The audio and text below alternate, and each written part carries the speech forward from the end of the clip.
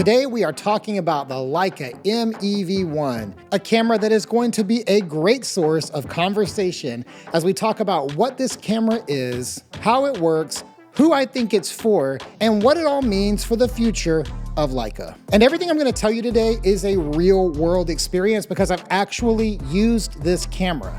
Last month, a group of us traveled to Europe to spend some time with Leica and give this camera some real world usage. We had a couple of days of just unsupervised experience as we wandered around Piedmont, Italy, and played with this camera, tested out a whole wide range of lenses, and really put this camera through the works to experience all of the things it was going to offer the photography community.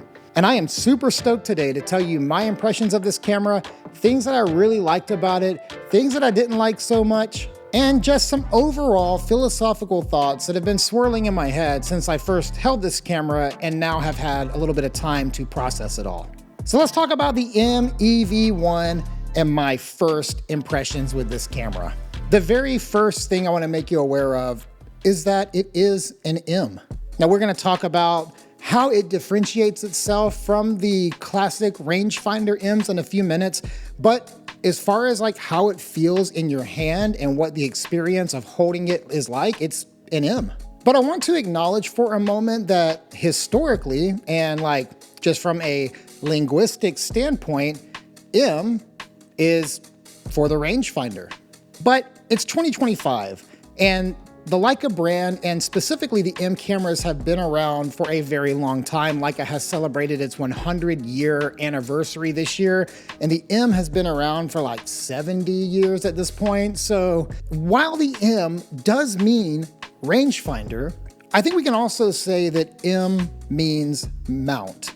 So when we think of the M, we don't just think of the camera, we also think about the lenses, the mount, the M system that has stood the test of time so far. So when you see M-E-V1 on the front of this camera, the M leads the name. That M is there to acknowledge the mount, the form factor, and just the overall feeling of the camera in your hands. And I did mention that we're going to talk about the future of the rangefinder in a few minutes, so just stay tuned. We are going to get to that. Now, for years, Leica has made the Visoflex, and what that is a hot shoe attachment on a digital M. So we talk about like the M11. It lets you look through the lens and have an EVF experience. The trade-off, though, is that you are now having to put this thing on your hot shoe, this big, bulky eyepiece on your hot shoe, and look through it. It really just changes the experience of holding an M. And for that reason, like, I rather try to use the patch and get good at using the patch at 1.4 or lower than to put this thing on my camera. That's just me and how I like to shoot. The M-E-V1 takes the idea behind that, but just puts a screen inside of the camera. So rather than looking through the camera's optics, you are looking at an EVF. And like I said, though I've never used a Visoflex, the M-E-V1, having a screen be your primary source of composition and focusing, I imagine there's some similarities there, though not exactly the same experience at all.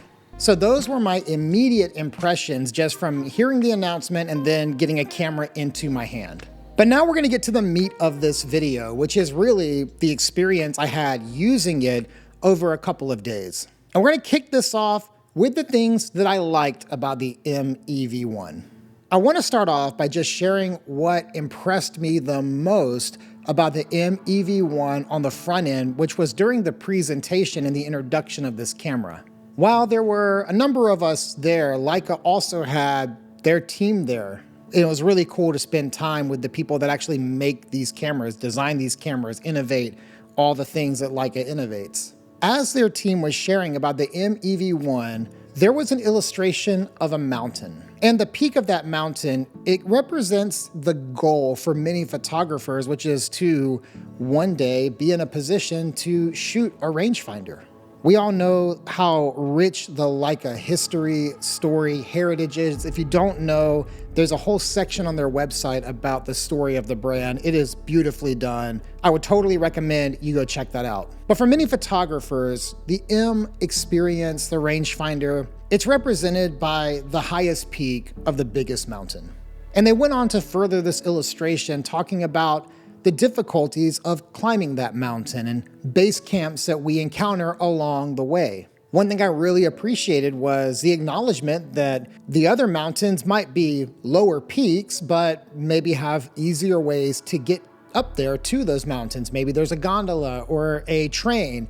And regardless of how you actually feel about what sits on top of the mountain, the point of this illustration was talking about accessibility.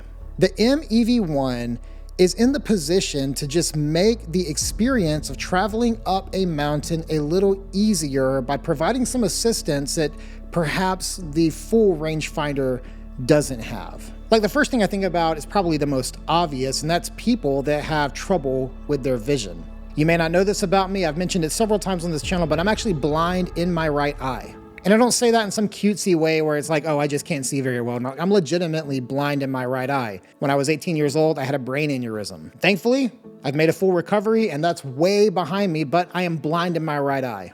My left eye does all the work for my whole life, including my photography, but sometimes my left eye strains really bad and gives me a headache because it's carrying all the load of vision on itself. And I imagine there's going to be a day that comes where that strain, which has been progressively weakening my eye over the last 20-something years, there's going to be a time that I can foresee coming where it's going to be harder and harder for me to use a fully optical camera. Now, I'm hoping that the muscle memory I've gained over my life will just negate that, but I definitely see how the M-E-V1 plays an incredible role in helping people that have vision issues to get up the mountain. And we could stop there and just say, like, that point alone is worth the existence of this camera, and that's enough for me. So I applaud Leica because this camera exists and it does solve an accessibility problem. Now, outside of accessibility, there are other ways in which this camera just helps people get up the mountain a little more, just ways that it solves maybe difficulties people may have coming to a rangefinder. And these are things I liked about the camera. For instance, I loved actually seeing through the lens. On a rangefinder, you don't look through the lens, you're looking through the optics. But on the M-E-V1, you are looking through the lens. You're seeing what the lens is seeing. So whatever composition you see on the screen on the inside, that's what you're getting a photo of. Rangefinders are coupled to 28, 35, 50, 75, 90, and 135. But if you shoot focal lengths outside of those, like for instance a 21, and I got to use a 21 Summilux, I'm looking right through the 21 Summilux. I even put an 18mm on my camera, borrowed it off of David Farkas from Red Dot Forum. I had never shot an 18 before, but I was looking through an 18. So seeing through the lens, pretty neat little system for an M. We do that on other cameras, but to do it on an M with M lenses, that was kind of a first experience and that was pretty fun. But it's more than just like the focal length. Imagine being able to see the character of that lens in real time.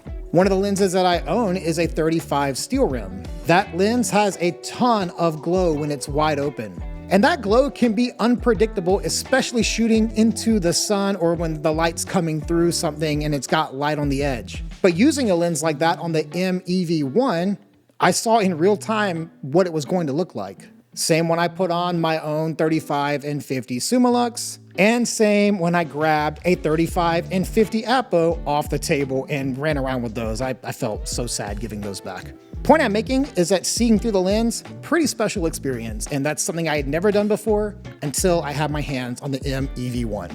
Now, after using a rangefinder for years, I'm pretty good with focus. Like, I don't say that in like a braggy way, but I've just got the muscle memory. I've got the muscle memory to focus with the rangefinder patch, and I'm not really afraid to shoot at 1.4. Like, I'm not too worried about it. But with the M-E-V1, my hit rate, 1.4, and even taking out a 0.95 Noctilux, my hit rate was like nearly 100%. Like, I could just go out, Noctilux at 0.95, grab some photos like this one here of Mike Chudley, just, hey Mike, turn around. Boom, it's in focus.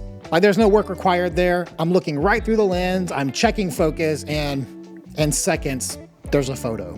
I didn't do the math to see what exactly my hit rate was on all of the M-E-V1 photos I got, but it's very close to like 100%. And it should be, because I'm looking at a screen.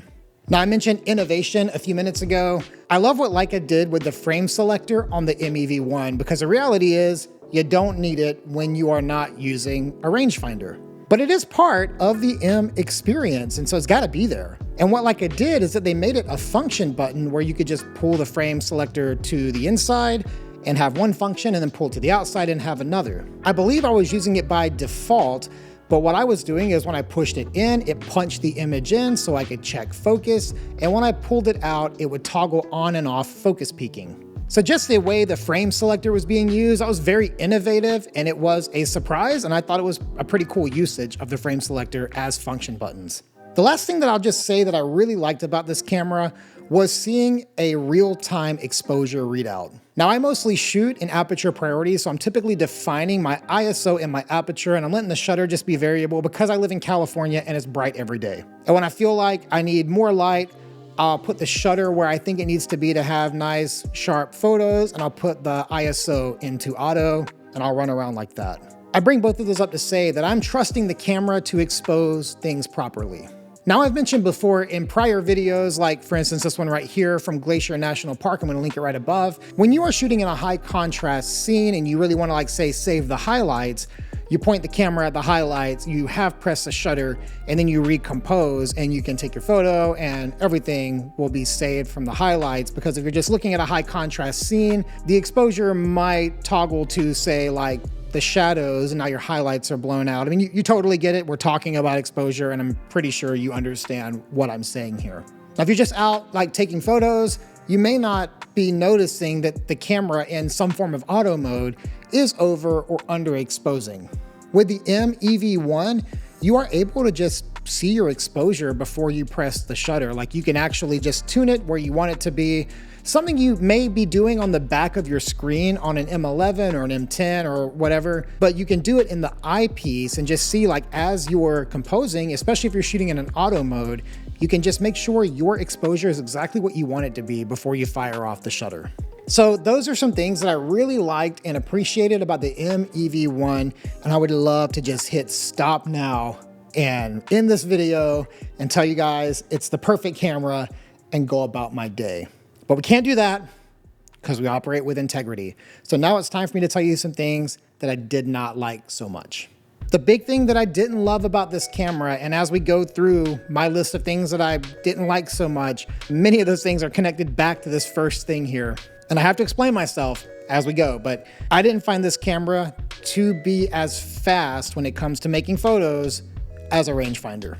When you are looking through the patch on a rangefinder in the optical window, when you see those images come together, you are in focus and you can basically take that to the bank. There's an element of trust there that you have in a precisely designed rangefinder optical system, and it's worked for 70 years. With the M-E-V1, you are looking at a screen and you don't have that alignment experience where the patch and the image lay over each other and you just see them come together. Instead, what you have to do is compose and focus maybe to 95%, but then you basically are gonna have to punch in and check that focus. Now, this is not as true if you are shooting at like f8 or f11, but if you are shooting wide open like I was rolling around with the Noctilux or the Apo or a Summilux, you're going to be checking that focus. And that process of punching in and just double checking to make sure that everything is in fact in focus is an extra step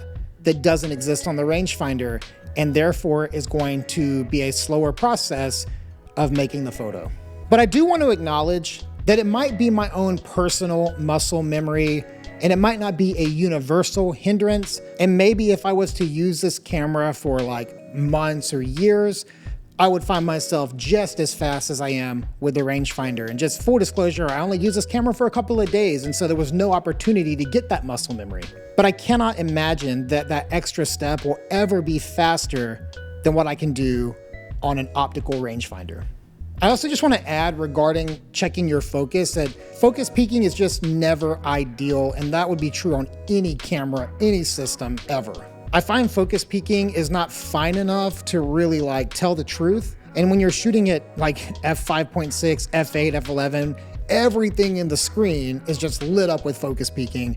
Not a fun experience. I just rather look through an optical rangefinder and not see all of that distraction. So even wide open, I really wasn't using focus peaking. I kept it off because I don't like seeing it. And honestly, I just don't trust it. Like it can tell me something's in focus and it might be just a little off. And that was especially true at 0.95, but I've also seen it true at 1.4.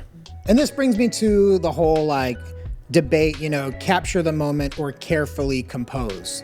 If you are using the M-E-V1, I think carefully compose is your best option. Capturing the moment is probably better on a rangefinder. Something else that I didn't love about the M-E-V1, and please don't hear my elder millennial coming out here, but I just didn't love that it's just another screen. And no, I don't mean like it's another tech screen, another piece of tech. I mean, we live in a world of tech. I just don't think the screen is as helpful in some situations as just optics are. And I'll give you a really pointed example here. One of the places we were photographing was a beautiful old vineyard. And we're down in the wine cellars where it's dark. With the M-E-V1, only looking through a screen, that screen has to be set to give you a preview constantly, especially in low light. Imagine trying to make a photo at like 50,000 ISO and get like precise focus, even wide open. It's just, there's so much noise on a screen sometimes in these low light scenarios. I just don't think screens, they're just not always like the most helpful tool to get the job done. Okay, we're not quite done yet, so don't head out just yet. I got a few more things to cover about the M-E-V1. And this one comes directly from Leica. Because the very first reaction when you see that Leica is putting a screen inside of the M is the question, is the rangefinder dead? Are we entering into a new phase of Leica cameras where moving forward, the M12 or future cameras, will there be a rangefinder in those cameras, or are we moving into a brand new system where the rangefinder's dead, the tech has been updated, and we are now using screens? I can tell you directly from Leica the answer to this, and come on a little closer here. Leica has 100% assured us, that's too close. Leica has 100% assured us that as long as they are an operational company, their doors are open, that they are in business, they will continue to always make the rangefinder. So no, the rangefinder is not dead. There will be an optical rangefinder in the next generation of Leicas, and the generation after that, and the generation after that. And what that means for you watching is that you need to think of the M-E-V1 as a brand new product line from Leica and not just a version of an M11. Let's go back in time to when Leica introduced the very first Q. They introduced a brand new product line that has just been wildly loved and successful, and it's not the M, it's a different line altogether. This camera, the M-E-V1, it does carry the name M on the front, but it is an entirely different product line than, say, the M11 line or the M12 line. Future versions of this camera may have parallels to whatever generation of the M is actively on the market, but it's not meant to replace that generation of cameras that's on the market. It's meant to be alongside as a brand new product in the Leica camera library. So as we land the plane on this video, let's talk about who this camera is for. And you may be wondering, since you're watching a video on my channel here, is this camera for me? Sadly, it is not. Or at least, not at this time of my life. Though I was sad to give the camera back, I was more sad because I just wanted to keep playing with it and getting to know it. Like I had a first date with it, but I wanted to take it out a little more and just see what it was all about. But I did give it back. I don't plan to buy one for myself. Personally, I am as dedicated to the rangefinder as Leica is to the future of rangefinders. And as long as my eye holds up and rangefinders are being made in Leica M cameras, I'm gonna keep using the rangefinder. While I do think the M-E-V1 is a fantastic new camera for others, it's just not a camera for me.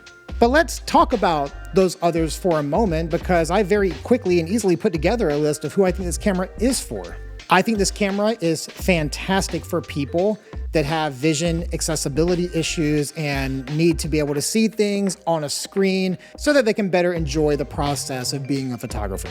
I think this camera also would be really good for somebody that shoots really critical work and they like to shoot wide open in controlled situations. Because of that extra step, I don't see this being like a camera that you're gonna take out and try to like, go document something with a lot of motion and action and you're trying to capture the moment. But if you are doing work and you like to shoot fully wide open and it's nice and slow and critical, maybe like portrait photos and that kind of thing, well then this camera might be a great fit for you. I also think that those coming from a fully automated camera system that is packed full of tech, something like a Sony, a Canon, Nikon, Fuji, or whatever, people that are currently in those systems and they've wanted to get into the M, but they've been afraid about the barrier points, like when it comes to manual focusing or using the rangefinder system, maybe there's been some intimidation there. Well, this makes it a little easier to take the step from those fully automated systems over to a Leica M system using the M mount and M lenses, and they can use those and have at least somewhat of a familiar workflow. I mean, sure, they're still manually focusing and they're still using a lot of the M feel, but perhaps seeing through the lens, seeing the composition, exposure metering, and all those things we mentioned already might make the door just a little more open for people that are used to fully automated camera systems. And finally, I think this camera is fantastic for people that love photography and love technology. Not everybody likes the old ways and the old systems. Not everybody just wants to be living in a world where we're still doing things like we did 70 years ago. There are plenty of us that do love that, but there's also those that don't love that. And if you are someone that loves technology, well, Leica has just made a camera with a little more tech in it, not a lot more, and you might just find yourself enjoying the new tech in a camera like this. So well done to Leica with the release of the M-E V1. I know it's going to find its place in the market and amongst photographers. I'm super excited about Leica's innovation, and I'm also excited about their commitment to the rangefinder as well. And I really hope you found this video and my experience with the M-E V1 helpful in any decisions that you are making about whether this camera is right for you or not. And if you did find this video helpful, be sure to give it a like. If you are not subscribed, get subscribed, drop a comment below. I'd love to hear your thoughts on the M-E V1. And as always, thank you guys so much for watching, and I'll see you next time.